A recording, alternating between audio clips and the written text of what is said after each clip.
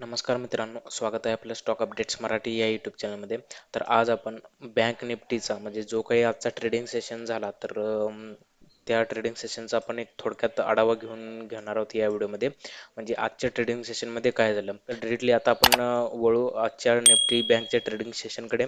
तर आजच्या Nifty bank trading सेशनमध्ये आपल्याला खूप सारे म्हणजे ट्रेडचे ऑप्शन्स होते, आपल्याला खूप सारे ऑपॉर्च्युनिटीज इथे अवेलेबल होते. ठीक आहे. तर सर्वप्रथम आपण म्हणजे बोलून घेऊ. स्टार्टिंगला म्हणजे निफ्टी बँक जसा ट्रेड व्हायला लागला तर तो थोडा गॅप डाऊन ओपन झाला. स्टार्टिंगला आजचं जे ट्रेडिंग सेशन स्टार्ट झालं तर त्यामध्ये निफ्टी सुद्धा आणि निफ्टी बँक सुद्धा दोन्ही दोन्ही इंडायसेसने इथं गॅप डाऊन सुरुवात केली. त्यानंतर ते थोडंफार रिकवर सुद्धा झालं. इथं आपल्याला काहीच म्हणजे ट्रेडिंग सेशन म्हणजे ट्रेडिंगचं इथं इथं म्हणा किंवा इथं म्हणा काहीच आयडिया येत नव्हता. इथं काय होतं की हे इथंपर्यंत तरी या कॅन्डलपर्यंत तरी हे एक साईडवेज चालत होतं. तर ही कॅन्डल तुम्ही धरू शकता किंवा ही कॅन्डल सुद्धा. तर या एक 2-4 कॅन्डल्समध्ये हे एक साईडवेज चालवत होतं. पण त्यानंतर इथे एक ट्रॅप भेटला मित्रांनो आपल्याला. ठीक आहे. इथं हा ट्रॅप म्हणजे इथं या जसं या कॅन्डलने जसं ब्रेकआउट तोडला तर खूप जणांना असं वाटलं असेल की इथून हे खाली जाणार, कारण हा जो साईडवेज होता तर तो याने तोडलेला होता. ठीक आहे. तर त्यानंतर खूप जणांना असं वाटलं असेल की हे खालीच जाईल, परंतु तसं झालं नाही, कारण आर एस आय सुद्धा खूप खाली होता, जवळपास 30च्या म्हणजे 40च्या खालीच होता. आणि इथून खाली तर जाऊन जाऊन ते किती 20-25 गेला असेल, म्हणजे अराउंड इथंपर्यंत जरी ते टेकलं असेल असा खूप जणांचा अंदाज होता, पण ॲक्च्युली तसं काय झालं नाही. आणि एम एस सी डी सुद्धा तुम्ही पाहू शकता खूप म्हणजे जे काही ब्ल्यू लाईन होती तर ती रेड लाईनच्या सॉरी ऑरेंज लाईनच्या खाली होती. पण मी ज्यावेळी हा ट्रेड घ्यायचा विचार करत होतो म्हणजे तर तेव्हा मला असं एक्झॅक्ट वाटलं नाही की हे जाऊन जाऊन खाली जाणार किती, कारण ऑलरेडी आर एस आय जो होता तर तो 30च्या खाली ट्रेड होत होता, सॉरी 40च्या खाली ट्रेड होत होता आणि जवळपास 31-32च्या आर एस आय पॉईंटवर तो ट्रेड होत होता. ठीक आहे. परत एम एस सी डी सुद्धा तुम्ही पाहू शकताय ब्लू लाईन ऑलरेडी खाली होती, ॲक्सेप्टेड आहे, पण ही जी मिडल लाईन तुम्ही पाहू शकता ही समजा आता इथं समजा फॉर एक्झाम्पल इथं तर एक्झाम्पल हां आता इथं पहा. इथं जर मी तुम्हाला म्हणजे जे काय हायलाईट करतोय तर ते दाखवत असेल मी. ठीक आहे. आता ही जी लाईन आहे हे जे स्टेटस आहे, समजा जर हे इथं मला भेटलं असतं तर मी 100% इथं सेल केलं असतं, कारण कसं आहे अजून इथं जे काही एम एस सी डी जे इंडिकेटर आहे तर ते दाखवण्याचे चान्सेस इथं हाय होते की अजून हे खाली येऊ शकते. पण ॲक्च्युली झालं काय इथं तुम्ही पाहू शकता. एक मिनिट मी इकडे हे दाखवतो म्हणजे बरं होईल. आता इथं पहा. मला म्हणायचं हे होतं की आता हे जे कॅन्डलस्टिक पॅटर्न बनले एम एस सी डीच्या ठिकाणी, जर असा ह्या स्टेटला जर एम एस सी डी असत होता तर मी 100% बाय केला असता, कारण अजून इकडे एम एस सी डी खाली जाण्याचे चान्सेस जास्त होते. ठीक आहे. पण आता या ॲक्च्युली या स्टेजला तुम्ही पाहू शकता एम एस सी डी सुद्धा मायनस पॉईंटमध्ये आलेला होता. जी काही ब्लू लाईन होती तर ती मायनस पॉईंटमध्ये आलेली होती. तर त्यामुळे मला एवढा कॉन्फिडन्स भेटला नाही की बाबा हे इथून खाली जाईल. ठीक आहे. तर मी परत एकदा वेट करत राहिलो आणि त्याच्यानंतर त्याच्या नेक्स्ट कॅन्डल बघा, ही कॅन्डल परत एंट्री झाली साईडवेजमध्ये. ठीक आहे. म्हणजे जिथे आधी तर हे साईडवेज चालत होते निफ्टी बँक तर तिथं परत ही दुसरी कॅन्डल ॲड झाली आणि त्याच्यानंतर हे परत तिथंच ट्रेड करत राहिला. ठीक आहे. तर इथं तुम्ही पाहू शकता जशी एम एस सी डी ची ब्लू लाईन क्रॉस झाली तर तसं परत निफ्टी बँकने इथं पिकअप धरलं. आता इथं इथं सुद्धा आपल्याला एक चांगली ऑपॉर्च्युनिटी भेटत होती आणि इथं आपल्याला कन्फर्मेशन सुद्धा भेटत होतं, पण मला इथं आर एस आयने कन्फर्मेशन दिलं नव्हतं, कारण जोपर्यंत आर एस आय 60च्या वर जात नाही तर तोपर्यंत मी त्या ट्रेडमध्ये एंट्री घेत नाही. ठीक आहे.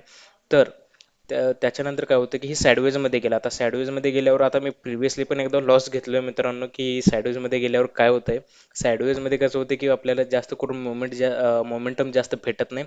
आणि जरी ते वर जरी गेलं तरी मोमेंटम न भेटल्यामुळे जे काय तुम्ही ऑप्शन प्रीमियम वगैरे बाय केला असतं तर हवी तशी म्हणजे तुम्हाला जी एक्सपेक्टेड जी व्हॅल्यू असते तर ते तुम्हाला भेटत नाही. तर त्यामुळे होते काय, प्रीमियम व्हॅल्यू कमी होते आणि तुम्हाला जो एक्सपेक्टेड ग्रॉस प्रॉफिट होणार असतो तर तो थोड्याफार प्रमाणात कमी होतो. लॉस जर झाला तर तुम्ही स्टॉप लॉस लावलेलाच असता, तर त्यामुळे लॉस होण्याचे चान्सेस म्हणजे तेवढेच असतात. पण ज्यावेळी प्रॉफिट होतो आणि जी तुम्हाला एक्सपेक्टेशन्स असते की बाबा हां मला एवढं एवढं प्रॉफिट वगैरे असं झाला पाहिजे, तर ते तुम्हाला एक्झॅक्टली तसं मिळत नाही. ठीक आहे. तर त्याच्यामुळे मी मोस्टली काय करतो, साईडवेजमध्ये ट्रेड घेण्याचं टाळतोच. ठीक आहे. मी वाट बघत होतो की हे ब्रेकआउट कधी तुटेल. ठीक आहे. इथं ऑलरेडी मला इंडिकेशन सुद्धा होतं की एम एस सी डी इथं वर आहे, पण आर एस आय अजून जोपर्यंत क्रॉस होत नाही 60च्या वर तर तोपर्यंत मी त्यामध्ये एंट्री घेत नाही. ठीक आहे. तर आता तुम्ही इथं पाहू शकता या कॅन्डलने इथं ब्रेकआउट दिलं आणि मी वेट करत होतो याची जी नेक्स्ट कॅन्डल होती तर ती नेक्स्ट कॅन्डल इथं याच्या वर म्हणजे स्टार्ट व्हायला हवी होती. तर 100% यामध्ये मी एंट्री घेणार होतो. तसेच RSI सुद्धा इथं आपल्याला 60च्या वर दिसत होता आणि कन्फर्मेशनसाठी आम्ही MACD पाहतो, तर MACD सुद्धा इथे तुम्ही पाहू शकता. ब्लू लाईन जी आहे ती ऑरेंज लाईनच्या वर आहे, म्हणजे इथं शुअर शॉट आपल्याला कन्फर्मेशन होतं की आपल्याला इथे ट्रेड घ्यायला हवा पाहिजे. आणि तुमचा जो स्टॉप लॉस तुम्ही फर्स्ट स्टॉप लॉस हा आता हा कितीचा लेवल आहे, 37,765 चा हा फर्स्ट स्टॉप लॉस. आणि जर तुम्ही हाय रिस्क जर घेणार असतील तर तुमचा सेकंड स्टॉप लॉस जो आहे तो हा आहे, म्हणजे 37,646. हे असे आपल्याला दोन स्टॉप लॉस दिसत होते. अजून अजून एक तुम्हाला एक मी प्रत्येकदा अजून एक कन्फर्मेशन द्यायचं मी इच्छितो. RSIचा डायव्हर्जन्स रूल मी आधी एक आय थिंक एक व्हिडिओ केलेला आहे RSI डायव्हर्जनचा, तर त्याची लिंक मी डिस्क्रिप्शनमध्ये सुद्धा देऊन देईन. आणि जर जमलंच तर इथं आय बटनमध्ये सुद्धा देऊन देईन त्या RSI डायव्हर्जनचा व्हिडिओ. ठीक आहे. इथं RSI बघा, इथे एक लोअर लो मारला आणि इथं एक लोअर हाय मारला. इथं पण तुम्ही पाहू शकता एक लोअर लो मारला आणि इथं एक लोअर हाय मारला. तर या दोन्हीचे कन्फर्मेशन म्हणजे याचं मला कन्फर्मेशन होतंच की हे 100% आता वरच जाणार आहे. पण मी एक वाट पाहत होतो हे जे काही साईडवेज चालत होतं तर त्याची एक्झिटचे, आणि त्याने ब्रेकआउट इथे दिलं. मला RSIचं सुद्धा कन्फर्मेशन होतं आणि MACDचं. तर त्यानंतर मी इथं एंट्री घेतली या कॅन्डलला जवळपास 11:30च्या आसपास. आणि त्यानंतर मी स्टॉप लॉस जो होता तो सेट हा केला, म्हणजे या कॅन्डल चालू जवळपास 37,764 म्हणू शकता किंवा 760. ठीक आहे. तर या कॅन्डलचा मी स्टॉप लॉस लावलेला होता. तर त्यानंतर मी वेट केला. मी लावलेलं होतं 5 मिनिटाचंच कॅन्डलचा चार्ट लावलेला होता. तर त्यानंतर तो इथं आलं परत याने इथं ब्रेक केला.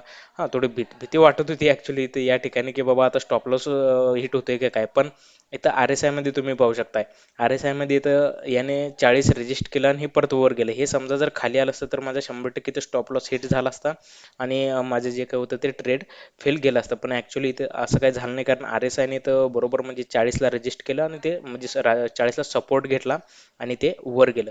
परत MACD न पण इथं म्हणजे MACD न इथं क्रॉसओव्हर दिलेला होता या रेड कॅन्डलमध्ये, आणि RSI पण खाल्लेलं होतं आणि MACD ची जी ब्लू लाईन होती तर ते सुद्धा खाली आलेली होती. त्यानंतर पुढे पुढे इथं जसं RSI ने इथं 40ला सपोर्ट धरला आणि ते वर गेलं. त्यानंतर इथे तुम्ही पाहू शकता ही जी सेलिंगची व्हॅल्यूम आहे तर ती सुद्धा थोडी थोडी थोडी फिकी पडत गेली, म्हणजेच की परत मार्केटमध्ये बुल म्हणजे जास्त जे बायर्स आहेत तर ते स्ट्रॉंग व्हायला लागले. आणि MACD ची जी ब्ल्यू लाईन आहे तर ती सुद्धा थोडी थोडी स्ट्रॉंग होत चालली, इथे तुम्ही पाहू शकता या ठिकाणी. ठीक आहे. तर आपला तर इथं काही स्टॉप लॉस हिट झाला नाही. तर त्यामुळे मी ॲक्च्युली म्हणजे परत एकदा स्टडी तिथेच राहण्याचा निर्णय घेतला जसा माझा ट्रेडिंगचा प्लॅन होता. तर त्याप्रमाणेच मी त्या प्लॅनला स्टिक राहिलो. मी अजून थोडी वेळ वाट बघितली, म्हणजे ॲक्च्युअली अजून कुठं आपल्याला पोझिशन भेटते की काय. आता इथं जर स्टॉप लॉस जर हिट झाला तर तुम्ही 100% आउट होत जावं. तुम्ही असं होप ठेवू नका की बाबा हे परत आणि खाली जाऊन वर जाईल. तर असं होप ठेवू नका. जर तुमचं ट्रेड फेल गेलं तर ॲक्सेप्टेड आहे. एवढंच की तुम्ही स्टॉप लॉस थोडंसं डिप ठेवा. म्हणजे कसं आहे, आता समजा फॉर एक्झाम्पल मी या कॅन्डलचा जर स्टॉप लॉस इथं ठेवला असता, या कॅन्डलला बाय केलं असतं आणि या कॅन्डलला मी जर हा स्टॉप लॉस ठेवला असता तर 100% माझा स्टॉप लॉस हिट होऊन मी त्यामधून लॉस घेऊन एक्झिट झालो असतो. पण मी स्टॉप लॉस डीप झाल्यामुळे मला हा खूप चांगला असा प्रॉफिट भेटला मित्रांनो. ठीक आहे. तर सांगण्याचा उद्देश या पॉईंटमध्ये एवढाच आहे की जेव्हा कधी तुम्ही स्टॉप लॉस ठेवता एक थोडंसं हायर, मी एकदमच म्हणत नाही की बाबा एकदम तुम्ही 50%चं -50%चं स्टॉप लॉस ठेवा किंवा -75 किंवा -80चं. एक थोडंसं डीप तुम्ही स्टॉप लॉस ठेवू शकता तुमच्या रिस्क ॲपिटाईटवर, म्हणजे तुमच्या रिस्कवर तुम्ही किती स्टॉप लॉस ठेवणार आहे ते. आणि बाकीचे जे काही तुम्ही इंडिकेटर्स असतात तर तेही तुम्ही पाहून घेत चला. ठीक आहे. त्यानंतर मी पुढे वळतो परत आपल्या या पॉईंटकडे. तर मी होल्ड केलं परत एकदा, आणि मला अजून एकदा कन्फर्मेशन कुठे मिळालं की जी काही MACD ची जी ब्लू लाईन आहे तर ती ऑलरेडी म्हणजे अजून एकदा इथं क्रॉस केली. ठीक आहे. इथं साईडवेजमध्ये न जाता इथं ब्लू लाईनने ऑरेंज लाईन क्रॉस केली आणि मला अजून एकदा होप मिळाली की अजून हे म्हणजे वर जाऊ शकते. मी याला सेल करण्याच्या विचारात कधी होतो जोपर्यंत इथं RSI ॲटलिस्ट 70 गाठत नाही. इथं या पॉईंटला मी इथं हायलाईट करेन बघा. इथं RSI जोपर्यंत 70 गाठत नाही तर तोपर्यंत मी सेल करणार नाही, म्हणजे म्हणजे माझा एक असा एक ट्रेडिंग प्लॅन होता. ठीक आहे. तर इथं काय झालं, आता थोडंफार ते रेजिस्ट केला परत सपोर्ट असं वगैरे धरत धरत, आणि ऑलरेडी मला अजून एक कन्फर्मेशन भेटलेलं की जी काही ब्लू लाईन आहे तर ती ऑरेंज लाईनच्या इथं वर होती. तर त्याच्यामुळे मी अजून इथं होल्ड करण्याचा निर्णय घेतला. आता इथं साईडवेजमध्ये सुद्धा न जाता बरोबर निफ्टी बँकने खूप प्रकारे म्हणजे खूप चांगल्या प्रकारे ते पिकअप घेतलं आणि थोडं वर गेले ते तुम्ही पाहू शकता. इथं ग्रीन कॅन्डल एक एकदा तुम्ही रेड कॅन्डल सुद्धा पाहू शकता. आणि जसं मला इथं RSI इथं तुम्ही पाहू शकता, RSI जसं इथं 70ला गेला तर तसं मी माझ्या ट्रेडमधून एक्झिट झालो. अजून मी इथं सुद्धा थांबलो सुद्धा असतो जर म्हणजे मला अजून तसं प्रॉफिट जर एक्सपेक्टेड होतं तर मी तसं थांबलो सुद्धा असतो. पण मित्रांनो झालं काय, की ॲक्चुअली मला जे टार्गेट एक्स्पेक्टेड होतं, तर ते इथं टार्गेटला त्या पोहोचल्यावर मी त्या ट्रेडमधून बाहेर पडलो. आता समजा जर इथून जरी वर गेलं असतं तरी मला ॲक्सेप्ट होतं, कारण माझं जर कारण मी ऑलरेडी जो ठरवलेला प्लॅन होता, की माझं जर मला टार्गेट भेटलं तर मी त्यातून एक्झिट होणार. आणि जसं माझ्या मनाप्रमाणे झालं, मी इथून एक्झिट झालो आणि त्यानंतर परत एकदा मार्केट इथं डाऊन झालं. म्हणजे निफ्टी बँक इथं टोटल डाऊन झाली. तर RSI पण तुम्ही पाहू शकता. ह्या 2 ते 3 कॅन्डलमध्येच एकदम 40च्या खाली ते ट्रेड व्हायला लागले. एकदम मारायचं आहे. ठीक आहे. तर या पूर्ण सेशनमध्ये सांगण्याचा पॉईंट एवढाच आहे, की जे काही तुम्ही ट्रेड घेता, त्या ट्रेड म्हणजे तुम्ही एक प्लॅन डिफाईन करा, की तुम्ही ट्रेड कुठल्या आधारावर घेताय, तुमच्याकडे कुठले कुठले कन्फर्मेशन आहेत. आता या ट्रेडमध्ये मी सांगतो, कन्फर्मेशन माझं एक होतं ते सर्वप्रथम म्हणजे हे जे काही साईडवेजचं जे झोन होता, तर तो त्याने ब्रेक केलेला होता. त्यानंतर RSI हे दुसरं कन्फर्मेशन याने 60 क्रॉस केलेलं होतं. त्यानंतर MACD हे माझं तिसरं आणि फायनल कन्फर्मेशन होतं. जे काही ब्लू लाईन आहे तर ती ऑरेंज लाईनच्या वर ट्रेड करत होती. तर हे माझे 3 कन्फर्मेशन, अशा या 3 कन्फर्मेशनच्या बेसिसवर मी हा ट्रेड घेतलेला होता.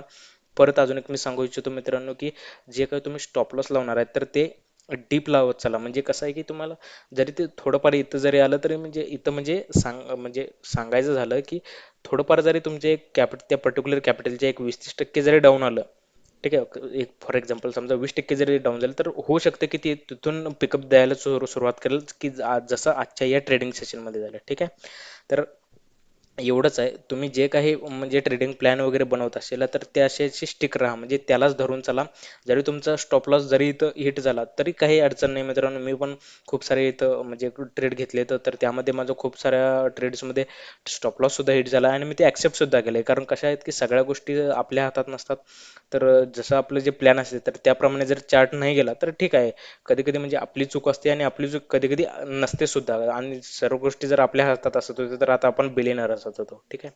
तर चार्ट समजा जर आपल्या अगेन्स्ट जर गेलं तर ठीक आहे, ॲक्सेप्टेड आहेत त्या गोष्टी. आपल्या मनासारखं झालं नाही, आज आपला ट्रेड चांगला गेला नाही, आज आपला ट्रेड फेल गेला, नेक्स्ट टाइम आपण ट्राय करू. असं नाही की प्रत्येक ट्रेड फेलच जाईल. ठीक आहे. आणि प्रत्येक ट्रेड सक्सेसच होत जाईल. चुकांमधूनच माणूस शिकतो मित्रांनो. तर त्याच्यामुळे धीर धरा. म्हणजे असं मी म्हणत नाही की बाबा तुम्ही प्रत्येक वेळी लॉसच घेत झाला, पण एक ॲटलिस्ट तुम्ही ट्राय तरी करा. ठीक आहे. ट्रेडिंगमध्ये खूप पैसा आहे. आता मी फक्त हे आजचं मी म्हणजे प्रॉफिटचं सांगितलं, की तुम्हाला इथं तुम्हाला एंट्री घ्यायची होती आणि तुम्हाला एक्झिट इथं करायची होती. ठीक आहे. आणि स्टॉप लॉस तुमचा इथं असावा लागेल. तर आजच्या व्हिडिओमध्ये आपल्याला दोन गोष्टी म्हणजे मेन म्हणजे शिकायला मिळाल्या. तर ते म्हणजे इथं इंडिकेटरच्या बेसिसवर आपण खूप चांगला इथं प्रॉफिट कमवलो, आणि दुसरं म्हणजे जे काही स्टॉप लॉस होतं तर ते तुम्ही डीप ठेवायला शिका. ठीक आहे. तुमचं एक ट्रेडिंग प्लॅन फिक्स करा आणि त्या ट्रेडिंग प्लॅन नुसारच तुम्ही चाला. आता जर तुम्ही इमोशन्स यामध्ये आणला असेल तर 100% तुम्ही इथं सेल केला असेल, कारण एकदमच इथं रेड कॅन्डल आली आहे आणि भावनेच्या भरात तुम्ही या कॅन्डलला बहुतेक तुम्ही सेल केला असेल. तर मी पण सुद्धा असं प्रिव्हियसली इमोशन्सवर जाऊन मी सुद्धा ट्रेड घेतलेत आणि मी लॉस सुद्धा करून घेतले. पण यावेळी झालं काय, माझा ॲक्च्युअल म्हणजे अभ्यास होता तर त्याप्रमाणेच मी तिथं स्टिक राहिलो आणि मला परफेक्ट जे काही मला प्रॉफिट भेटायचं होतं ते भेटलंच. हां, आता इथं स्टॉप लॉस हिट झाला नाही तर ही एक खूप चांगली गोष्ट आहे. ठीक आहे. तर आजच्या व्हिडिओमध्ये फक्त एवढंच आहे. तुम्हाला हा व्हिडिओ कसा वाटला ते नक्कीच आम्हाला कमेंटमध्ये कळवा. जर तुम्हाला हा व्हिडिओ आवडला असल्यास प्लीज लाईक करा, शेअर करा, आपल्या चॅनलला सबस्क्राईब करा. आपल्याला काही प्रश्न असल्यास किंवा एखाद्या शेअरचं अनालिसिस करायचं असल्यास कमेंट करा. आम्ही प्रयत्न करू तुमच्या प्रश्नांची उत्तर देण्याची. काही चुकीची माहिती माझ्याकडून तुम्हाला मिळत असल्यास तेही तुम्ही कमेंट करू शकता. त्यानुसार आम्ही बदल करू. आजच्या पुरते आमच्याकडून एवढंच आहे. पुन्हा भेटू एक नवीन स्टॉकचं अनालिसिस घेऊन किंवा नवीन अशाच बँक निफ्टी एका ट्रेडचं एक्सप्लेनेशन आणि अनालिसिस घेऊन. तसेच नवीन कुठल्याही समजा एखादं कॉर्पोरेट ॲक्शनचं जर अनाउन्समेंट झालं, फॉर एक्झाम्पल स्टॉक स्प्लिट असू दे, डिव्हिडंड अपडेट असू दे किंवा बोनस शेअरचं अपडेट असू दे किंवा कंपन्यांची जी काही लेटेस्ट न्यूज वगैरे असू दे, बिग न्यूज वगैरे, तर ते घेऊन मी तुमच्यासमोर येईनच. ठीक आहे. आजच्या पुरते एवढंच आहे. पुन्हा भेटू. Tata, bye bye, happy trading.